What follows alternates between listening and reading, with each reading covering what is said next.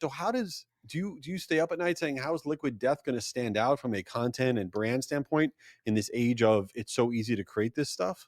I think it's going to be very easy because at the end of the day, AI is just a cost saving tool.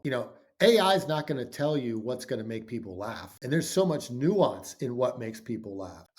And ultimately, as long we're always going to be starting with professional, funny people that are creating all these kinds of ideas. And even then, it's hard to land on something that actually ends up, moving the needle and doing what it's going to do because entertainment is hard.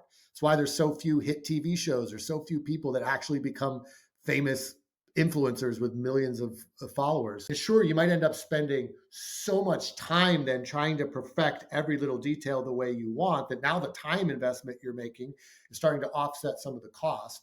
And I think there's the other thing that people aren't thinking about is like the cultural elements of what's happening with things. Like there is an AI backlash among young people on social media. Mr. Beast famously he stopped using his AI thumbnail generator because he got so much flack from people saying, how are you using AI and all of that?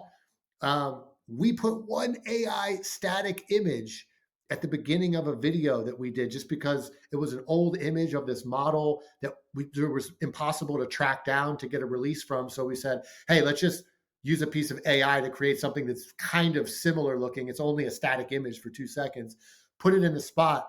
On TikTok, there was like 350 comments. 300 of the comments were, "What the fuck? You're using AI? How dare you do that?"